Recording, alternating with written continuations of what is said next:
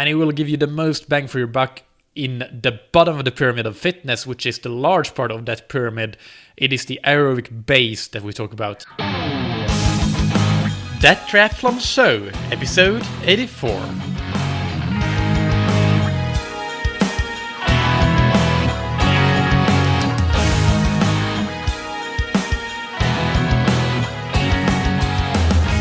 Hello, what's up everybody, and welcome back to another episode of That Triathlon Show, the podcast presented by scientifictriathlon.com. I'm your host, Michael, and today's episode is a much requested guide for all beginners out there on how to create a training plan. So we'll discuss the fundamentals that you need to know when going about planning your training, and these include the cornerstones really of your training program that are consistency, moderation, progression, and periodization, answering the eternal question, how much should I train? Weekly planning and how to distribute your workouts within a week. What types of workouts you should be doing in which phases of the program. And periodization, the basics of it. Just the simple things that you need to know. We don't need to go into much detail, but you need to know something about periodization to do an effective training plan. And finally, I'll have an example program for a beginner's training for a sprint triathlon for you that we'll cover. But first, this episode is sponsored by Precision Hydration. One size fits all doesn't cut it when it comes to hydration. For example, Andy, the founder of Precision Hydration, former elite triathlete, loses nearly twice as much sodium in his sweat as Johnny, the COO. And Johnny used to paddle for Great Britain and is a double world silver medalist. But the point is that they need completely different hydration products, which is why Precision Hydration offer products of various electrolyte strengths to match your results from their free online sweat test that is based on extensive data and research. So go to precisionhydration.com and take that test. And if you buy any products, use the discount code THATTRIATHLONSHOW, all one word, for 15% off. Alright, so let's move on to today's main topic, a beginner's guide to training plans. Just one quick note, I cover much of this plus other additional stuff like nutrition, recovery, ancillary training, and so on in my free video course, Effective Triathlon Training Blueprint, that you can find on scientifictriathlon.com/effective, and I'll also link to that in the show notes. So, the first and most important thing to discuss when it comes to creating your training plan, because these things really govern all parts of the planning process. They are the cornerstones, the foundation of what your plan and its essence must be. So they are consistency. Your plan must be consistent, and over a period of everything from a couple of months to a year or so, it must have you train consistently, whatever that duration of your training plan is. That doesn't mean that you can't have any breaks or that you shouldn't have any breaks, and that every week you'll train just as much as the previous week or more. But it means that when you look back at your training after completing the plan, you had no major breaks unless it was a strategic planned recovery phase like the off-season that we'll talk about later. And you kept your training baseline volume up to a certain level, and then you had some valleys that were recovery weeks and so on, but that baseline remained high and consistent, maybe even progressing depending on where you are in your training phase. So that's consistency. You must keep that up at all times except when you have the off season, and you must have that over a long period of time. That's the most important thing. Next, we have moderation. Your plan needs to be moderate, and this goes hand in hand with consistency, really, because if you do too much too soon, you won't stay consistent. I 100% guarantee that, really. You'll either get injured or sick, or you'll get tired and bored of the sport, and we don't want that. That being said, if you want to improve, there will be times when you may feel like the training is pushing you a bit outside of your comfort zone, and that's fine. But it has to be just a little bit outside of it, and that's where those steady long-term improvements start to accumulate without having those negative effects of losing consistency, having them come into play. So, moderation, that's important. Next, we have progression. Your plan must be progressive. So, this is a logical consequence of the points about consistency and moderation. But, the point here is that you will get fitter slowly, but surely, and the baseline for what you can do in training increases with your fitness level. So what 3 months ago may have been a perfectly appropriate amount of training that allowed you to stay consistent, it was moderate for you, not pushing you too hard, that may be very, very easy now, and that may cause you to stagnate if you have done big improvements. So that's when you need your training plan to be progressive and maybe increase the amount of training or add some more challenging workouts and have some sort of progression to it, really, whether that's on the volume or intensity side of things. But you need to also always keep that in mind at the same time as the consistency. You don't want to have it be too progressive. It's a word of warning here. It's always better to be a bit too conservative rather than a bit too aggressive with how progressive your program is, really. Because building durability takes time. So even if you have built a lot of fitness over 3 months, let's say, maybe your durability hasn't increased at the same rate. So if you progress too much, yes, your fitness, your aerobic fitness, your cardiovascular system can take that new level of training that you're trying to have it take, but maybe your musculoskeletal system can't take it because you haven't yet built that durability, which takes longer to build. So stay conservative, folks, but at the same time, make sure that you have progression to your program. And finally, periodization. You've heard this before. You can't repeat the same kind of training over and over again. This will just give you the same kind of performances over and over again, really. Progression is a part of periodization, but I would say that periodization is much bigger than just progression, because periodization also includes things like regression, like reducing the amount of training at certain strategic points, like scheduling an off-season and really taking that seriously. That can be a whole month of no training or unstructured training, just going for walks in the woods or something, or no training at all after you complete a season. And your periodization includes phases like the preparation phase after the off-season that doesn't really have to be progressive. It's more about getting into the routine of training again. So the progression part, I would say, starts a bit closer to your goal race after that preparation phase. This again depends a bit on where you are and your individual abilities and the distance you're training for and so on. But periodization in some way, shape or form always needs to come into play when you plan your training plan, especially if you do it on a longer term basis, like from the perspective of an entire triathlon season. The next question that we need to discuss is how much should you train? I can't tell you how many times I get this question sent to me by email or on Twitter or something. And yeah, it is a good question, but there's no one single way to answer this. There's no formula for this, but there are some principles that I want to help you with when it comes to planning how much you should train here. So by giving you a few examples, I think that's one of the best ways to really help answering this question from a few different angles. Let's start with a fairly good generic answer for beginners.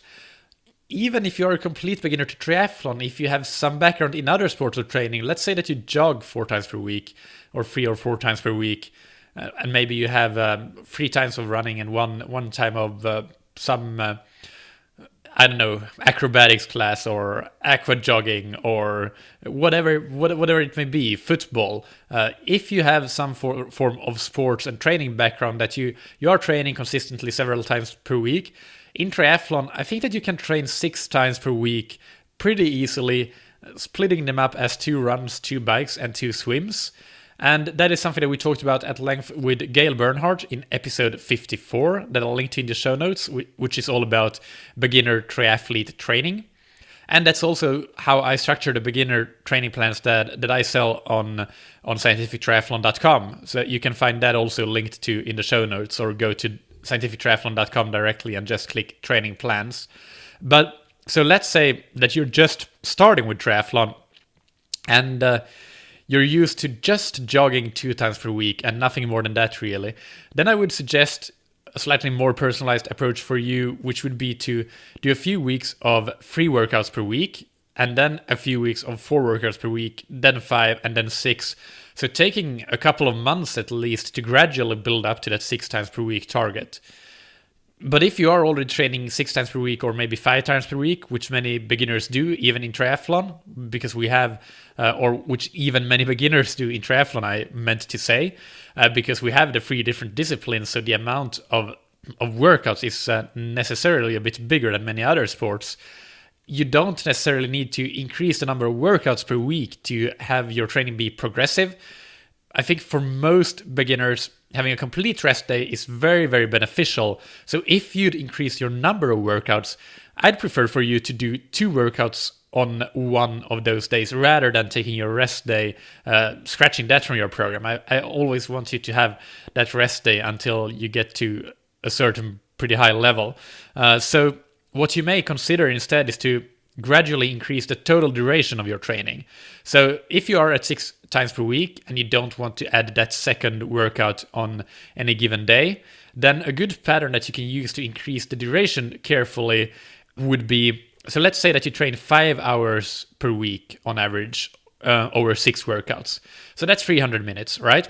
So increase that duration by 10% for your next week. So that's 30 minutes, half an hour. So now you're up to 5 hours, 30 minutes of training. And then hold that for one more week. So another week of 530. You want to stabilize at that weekly duration. And then go down for an easier recovery week. So do maybe something like 4 hours. And then you can again increase by 10% from that new baseline, which is now 530. And it would be roughly 30 minutes again at that level. So that means you go up to 6 hours per week for 2 weeks and then recover again. And you can, at that time as well, go down to 4 hours. The recovery weeks can stay the same for a pretty long time. And until you're consistently training maybe 7.5 to 8 hours per week or so, I think you can get a lot of bang for your buck out of just increasing the duration of your workouts very gradually, like I described, without adding more workouts necessarily, just increasing the duration. And for most athletes, that's the most practical way to do things anyway, with work, family, etc. It may be very difficult to train 2 times per day. But when you get to that 7.5, 8 hours, that's when you'd start considering adding more training sessions if you have the opportunity to do so. And if you don't, you can still keep adding some duration to those sessions to keep getting even more out of your 6 training sessions, 6 workouts per week, if that's what you need to do based on your scheduling. So that's basically a few different examples of how you should think about how much you should train. So to reiterate, if you're not training a lot at the moment in any sport, then gradually increase 1 workout per week and take it slow over a couple of months at least, and try to get to a target of 6 workouts per week. I think that's a good generic guideline. And if you want to improve from that, you're already at that level, then gradually increasing the duration until you get to a consistent 7.5 to 8 hours per week is your next step when you're still at this beginner level. So that's about it for this point. All right, so let's talk weekly planning. How do you throw your, let's say, 5 workouts per week into a weekly schedule? This is fortunately fairly easy. I would say one of the easiest parts of this entire episode for anybody to understand. There are just 3 principles that you need to follow. And the first is to spread out your workout days and your rest days. So this is why I chose to use an example with 5 workouts and not 6 workouts, because that means that you have 2 rest days. And what you don't want to do is to take those 2 rest days as consecutive days. You don't want to rest Saturday and Sunday and then have 5 days in a row. It's much better to have them spread out. So let's say you take Wednesday and Sunday off. You have a nice spread between the rest days and the workout days. So that's, but if you have just 1 rest day per week, then you can take it any day you want. That suits your schedule, obviously. But if you have more rest days, then spread them out. Then the next point is to spread out your workouts within each discipline. So let's say that you have 2 swims, 2 runs, and just 1 bike in that 5 workouts per week session. Then again, what you don't want to do is to do your 2 swims on Monday, Tuesday, and then your 2 runs on Wednesday, Thursday. you would rather have your swims on Monday and Thursday and your runs on Tuesday and Friday. So again, you have 2 or 3 days between each workout in each discipline to get that nice even distribution over a long period between workouts within each discipline. And the third principle is to spread out your harder days and your easier days. And harder days here can mean either longer days where your workouts are a bit longer, or it can mean intense, more demanding workouts where you have some sort of interval work. So let's say that you have 3 workouts per week that are a bit easier and 2 workouts per week that are harder. Let's say that you have a long run and a long bike in your week. Then actually, well, usually in this case, I mean, you can put them both on the weekend. It's fine. I don't think there's a big problem in that.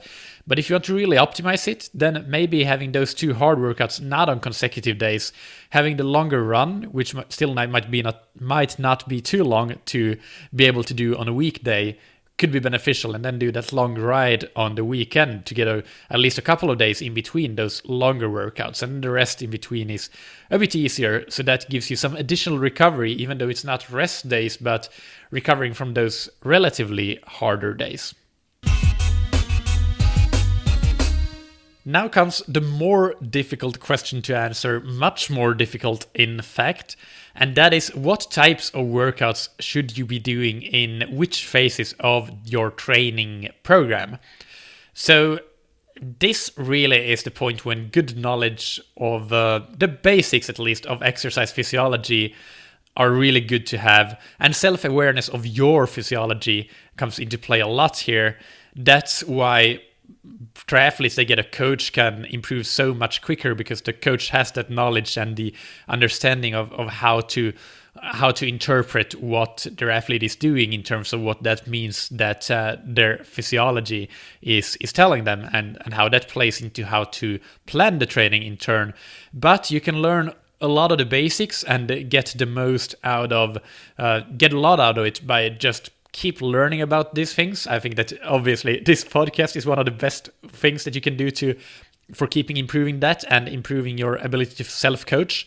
So in this case, again, the question is what types of workouts to be doing in which phases of the program. I think again that there is no true principle or formula here. So we need to talk through a few examples that will guide you in what kind of things to think about when it comes to answering this question in your particular case. So let's say that you're just starting out in triathlon and you're completely new to endurance sports. You're coming off the couch, basically. So first, brilliant, congratulations, and welcome to the sport and the podcast.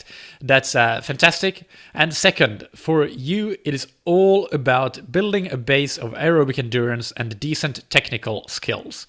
You don't need to concern yourself with the intricacies of different types of intervals and that sort of things. That's completely redundant at this point. What you should do is to first go and listen to episodes 27, 29, and 30 of that triathlon show. That's where we talk about how you can establish your training zones in swimming, biking, and running, respectively. And this will then allow you to see how slowly you need to go to be in that aerobic endurance training zone, that zone 2 when we talk about a 5-zone system. And this zone is what will minimize your risk of injury, while, again, your musculoskeletal system, your tendons, ligaments, and your connective tissue is getting stronger slowly but surely, and it will give you the most bang for your buck in the bottom of the pyramid of fitness, which is the large part of that pyramid. It is the aerobic base that we talk about. You need to have that strong base, like the foundation of a house. It accounts for most of any triathlete's fitness. If you go and look at a pro, most of their fitness and their performance, their ability to go incredibly fast, comes from an incredibly big base of aerobic endurance. And the same is true for anybody. There is no shortcutting that need for a strong base. So, again, for you, we're talking about doing zone 2 workouts, aerobic endurance workouts. It's a kind of training that is done at a conversational pace, unless, of course, you're swimming, in which case you're not talking that much, but you get what I'm saying. You don't get too out of breath, and it's especially good when you think about running or cycling, because that's maybe easier to think about conversational pace than swimming. So that kind of intensity, that without getting out of breath, you can talk to a friend that's running or cycling with you. And then on the technical side of things, and make sure to, at this point, because this really is the best time to establish good technical foundations in swimming, biking, and running. Go and get swimming lessons, join a triathlon club, and have their squad coach look at you run and bike and give you tips. Download the Huddle Technique app that I'll link to in the show notes, and have somebody film you and send it to a remote coach that can look at it frame by frame. I love the Huddle Technique app. It's brilliant for doing technical analysis of athletes that I coach remotely. So to sum up, when you as a beginner coming off the couch do your training, each workout should focus on either easy aerobic training in zone 2, like go out and jog for 30 minutes at an easy conversational pace, or on technical skills. Then, for somebody who's not a complete beginner anymore, but has been doing triathlon for a season or two, what you should be doing is a bit different maybe. If you're still categorizing yourself as a beginner, then you still need to focus primarily. I take that back, because anybody should focus primarily on aerobic endurance at most times of year. But I think that for beginners, this is where training easily can go wrong. You can focus too much on other things and read about cool workouts and do cool workouts. But you should keep the bullseye in mind, aerobic endurance and technical skills. But again, if you want to improve, you need to start progressing that program, even on the aerobic endurance and the technical side of things. So that means that your zone 2 workouts, they gradually become longer. The total training volume may go up otherwise as well, maybe through an additional workout or two, so that you're gradually working a bit more, stressing your body a little bit more through that increased volume, and forcing it to adapt to that added stress through volume. And if you don't have a progression here when you've been doing triathlon for a season or two, then you'll quickly stop improving.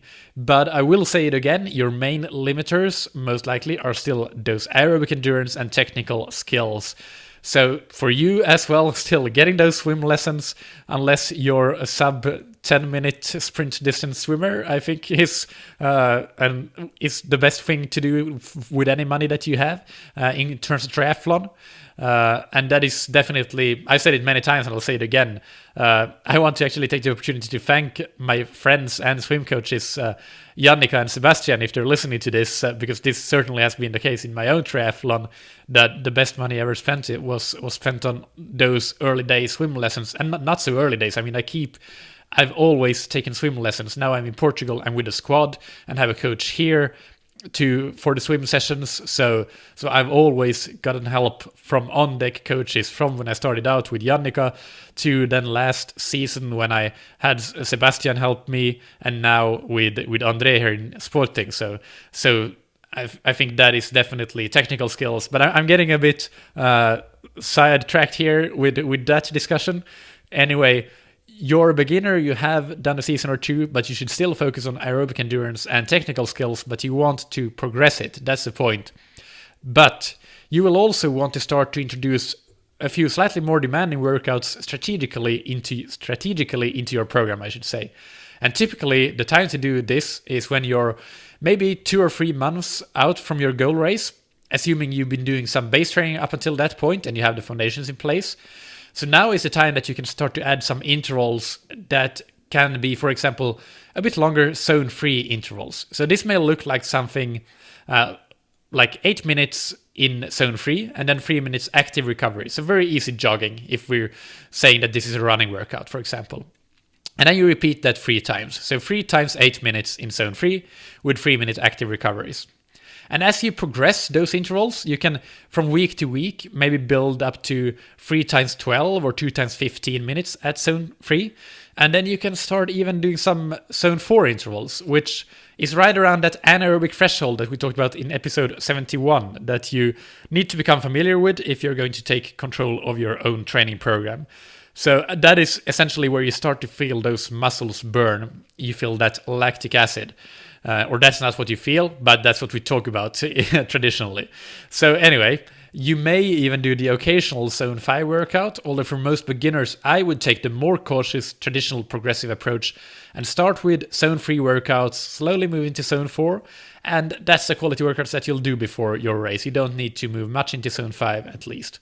So if you have, here's an example, if you have 8 weeks left until your race, maybe the first 4 of those weeks you do one workout in each of swimming, biking, and running that is a Zone 3 intervals workout that gets progressively more demanding each week in each discipline. And the other workout in each discipline each week is an easy Zone 2 aerobic endurance workout, maybe a little bit longer, like a longer ride or run, or a technique workout on the swim side of things, a coach swim session, for example. Then after those 4 weeks, you'll do 3 more weeks where you progress into Zone 4 intervals. So these are shorter intervals than the Zone 3 intervals, but higher intensity. And you do those in your free quality workouts, and the other 3 workouts, so 1 in each discipline, are still those longer, easier Zone 2 sessions.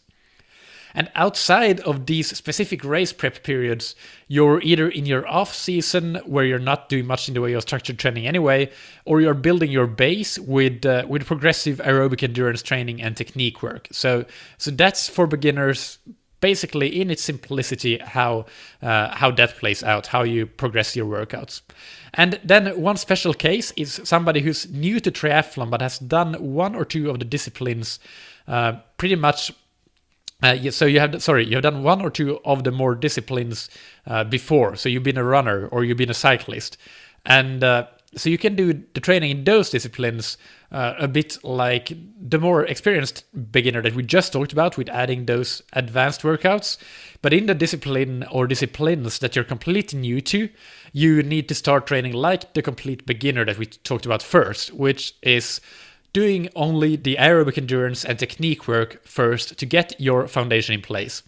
However, since there's some overlap in the aerobic endurance component between the different disciplines, you may find that before long you're ready to start adding some of these more demanding workouts in that discipline as well. It may be a very quick process for you, so be prepared for that. And I hope that has given you some insights into what type of workouts you should be doing in which phases of your program and how to structure the progression of these workouts as well. So next, we need to quite briefly really cover periodization. We could talk about this for ages and ages. It's a whole science to itself, but in its simplicity, what periodization means is that you split your season up into different phases where the type of training you do depends on what phase you are in. And there are several different ways to periodize. So this is one example that is effective, simple, and practical, and very common as well for triathlon and endurance sports, so that I will talk about now. And it is to start with the off-season. So that is when you do, as I said, no structured training. The off-season happens generally after your last race of the season. You can stay active, you can cross-train, you can do a little bit of swimming, biking, and running, but just for fun and just to take it easy, chill out, and just enjoy it. No structured training, really. And your goal here is to recover both mentally and physically. After the off-season, you go into a short block of preparation, which can be 2 to 6 weeks.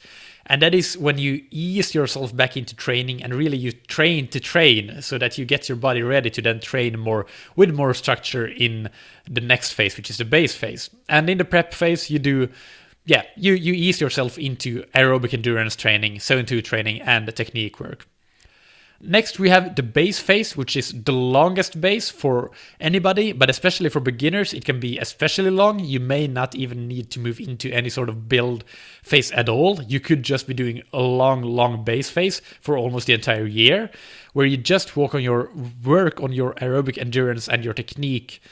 But so this can, as I said, it can last for a long time, but you want to progress it still. You don't want to just do the same thing week after week after week. You need to have the progression to your aerobic endurance training if that's what you do, and to your technique as well. So keep those principles of progression, but also moderation and consistency in mind here in the base phase. That's the most important thing. And in a classical periodized season, this phase could last for something like 3 to 4 months, a bit depending on which sport it is and how long the race season is and so on, but that's a good guideline. And then we move into the build phase, which can be anything from, for complete beginners that still have a little bit of a build phase, it can be 3 weeks, which is very, very, very short. But for more like experienced beginner triathletes, it can be 8 or 10 weeks or something like that.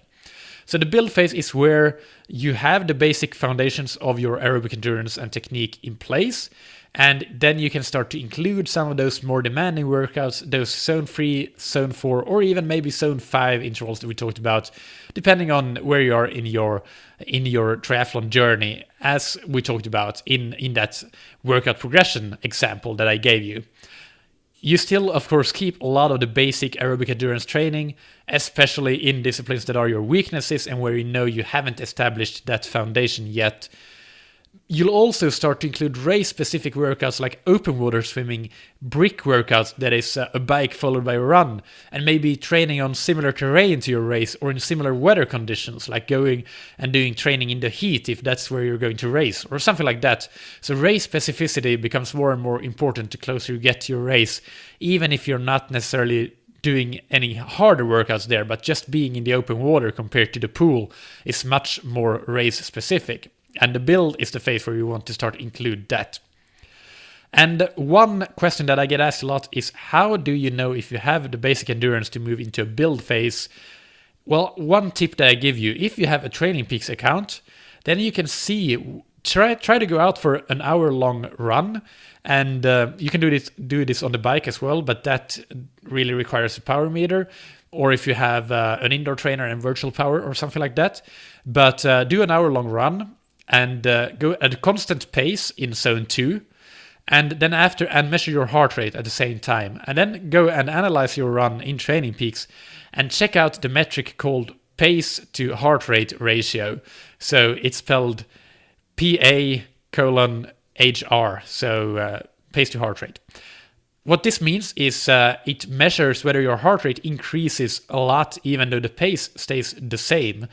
If this drift is 5% or less, you're good to go, your heart rate doesn't drift too much, and you are ready, you have the aerobic endurance in that case to start incorporating these more demanding workouts. But if the drift is bigger than 5%, then generally you would be well served doing more aerobic endurance work instead of doing those harder workouts. Finally, the final phase is the peak and race phase. This can be as short as the week of the race, or maybe that plus an additional week for an athlete that recovers a bit more slowly. And the objective here is simply to get to the starting line of your race as fresh and rested as you can. So you reduce the volume a bit and dial down the demanding workouts. But if you have been doing those demanding workouts, you can still keep doing some light versions of them just to stay sharp and keep the leg speed, as they say. So that's what goes into the peak and race phase. Nothing too difficult about that on paper, at least. Finally, let's talk about an example program. And to save time for myself, I didn't make a new program from scratch, a new example program. I actually just use the program that I have for sale on scientifictriathlon.com/plans that is called First Triathlon/Beginner 8-week plan. And it is very affordable if you want to buy it. And I spent a heck of a lot of time developing it, researched it, and I think it's one of the best plans that you can get, really, if you're looking to buy a ready-made plan. Of course, nothing beats individual coaching, but that's not for everybody. So for €29, you can get this 8-week plan, and check it out. And if you're interested, send me any questions to michael@scientifictriathlon.com, and that's Michael with a K. Anyway, I used that, and I'll use that for this example. So the reason that it's 8 weeks only is that I know that a lot of beginners take longer breaks between their seasons and only get back into training when there's just something like 2 months left. And this is especially true if it's your first triathlon. You might only think, hey, there's a triathlon in 2 months, I want to do that. but you have been doing some running and cycling maybe, or either one of them. So you have some basics endurance, so you're ready to jump right into this program. So this is for that reason I truncated a periodized plan into an 8-week period. It is just what happens in real life in most cases. So you have 4 weeks base and then 3 weeks build and then 1 peak week in this program. Most weeks in this plan have 6 workouts, 2 in each discipline, or sometimes a brick replaces a pure bike workout. In the recovery weeks, which are weeks 4 and 7, there's an additional rest day, so just 5 workouts. The first 4 weeks, as I mentioned, are just base training with aerobic endurance and technique work, but it is progressive. So for example, let's take the Saturday bike. It goes from 45 minutes in the first week to an hour and 10 minutes in the third week. And then week 4 again is an easier recovery week where this is replaced with a short brick workout. The total training time per week in these weeks goes up from 3 hours 15 minutes, to 4 to 4:30, and then back down to 3:15 again in the 4th week, which is the recovery week. Then weeks 5 through 7, we start adding one or more demanding workout. One demanding workout per discipline. So that includes things like zone 3 tempo intervals or even zone 4 hill repeats on the bike. We have zone 3 and zone 4 fartlek runs on the run. And we have a couple of open water swims and brick sessions for race-specific workouts. And on the swim, we have endurance intervals that can be compared to zone 3 kind of training. And the volume also progresses further to 4:45, 5:15, and then again drops back to 3:45 in the easier 7th recovery week. And then the last week of the program is an easier week again, where the volume drops even further. And there's a little bit of short intervals sprinkled in to keep you sharp and fresh.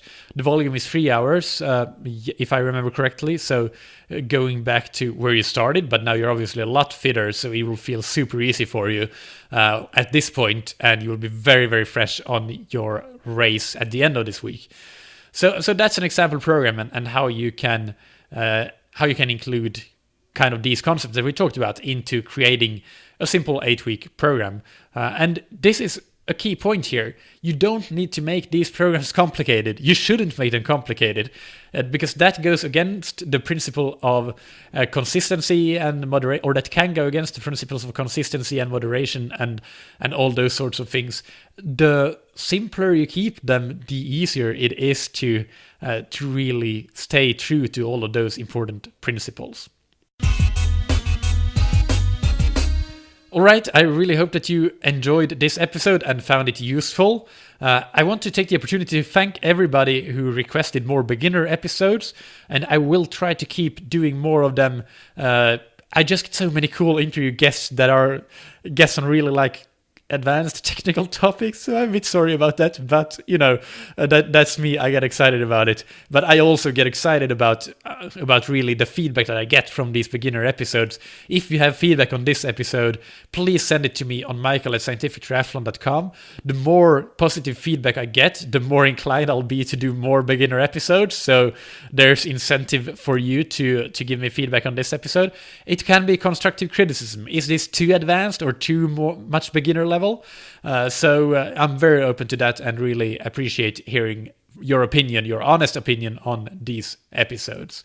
So that's about it for this one. The next episode is one of those more technical, advanced, but that's an opportunity for you to learn a lot about physiology that we talked about that you need to know when you plan your training. You'll learn things like muscle oxygenation and how to measure that with a cool device called the Moxie, and it will be understandable for beginners because I've already done that interview. So I think that will, using simple analogies like supply and demand, will actually describe how this works in pretty simple terms to you.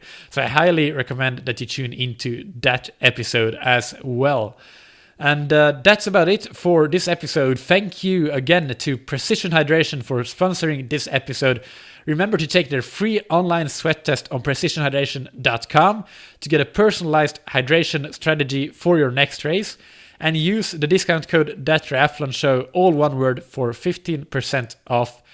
And if you are interested in that training program as well that I mentioned, then you can check that out on scientifictriathlon.com/plans. I'll have that linked in the show notes as well. And send me any questions, as I mentioned, if you have any questions about that plan, if it's right for you or not. I'll be very happy to answer. And one thing that I want to mention about the plans as well, I will keep adding. I spend a heck of a lot of time creating these plans, so it's slow going, but I'll keep adding more and more plans to have something that's suitable for almost any type of athlete, and that's very effective and well done. It's not something that's just quickly thrown together, that I know that unfortunately a lot of training plans on the internet are these days. I don't want to get into that. My principles have always been about under-promising and over-delivering. So that's why it's slow going getting these training plans out there. But if you listen to this sometime in the future, I may have a lot more training plans out there. So keep checking in on scientifictriathlon.com and go to the training plans page, and that's where you can see what's available. All right, that's it. Thank you, as always, for listening. Keep training smart and keep loving triathlon.